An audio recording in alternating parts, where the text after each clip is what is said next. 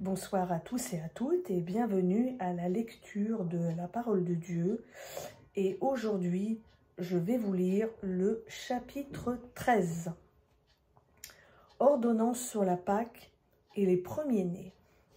L'Éternel parla à Moïse et dit : Consacre-moi tout premier-né, tant des hommes que des bêtes.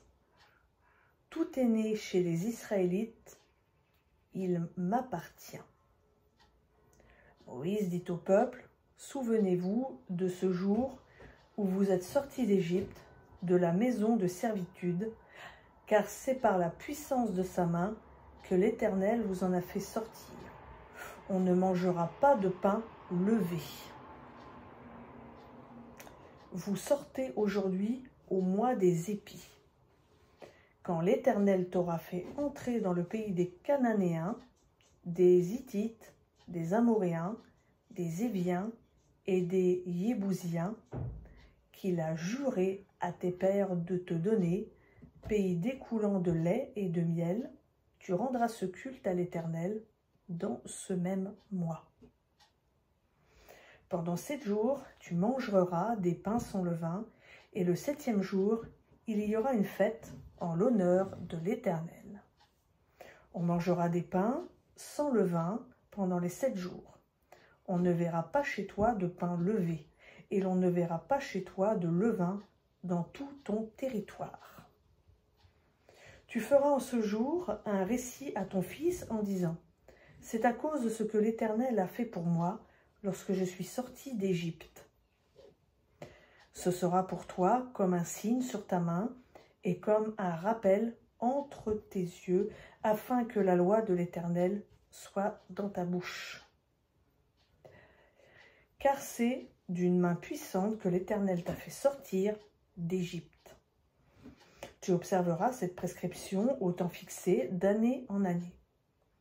Quand l'Éternel t'aura fait entrer dans le pays des Cananéens, comme il l'a juré à toi et à tes pères, et qu'il te l'aura donné, tu présenteras à l'Éternel tout fils aîné, même tout aîné des portées du bétail que tu auras. Les mâles appartiennent à l'Éternel. Tu rachèteras avec un agneau tout premier-né de l'âne, et si tu ne le rachètes pas, tu lui briseras la nuque. Tu rachèteras aussi tout premier-né de l'homme parmi tes fils. Et lorsque demain ton fils te demandera que signifie cela, tu lui répondras : Par la puissance de sa main, l'Éternel nous a fait sortir de l'Égypte, de la maison de servitude.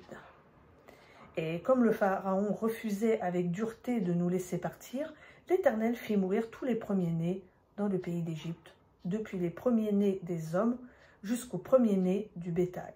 Voilà pourquoi j'offre en sacrifice à l'Éternel tout est né parmi les mâles, et je rachète tout premier-né de mes fils.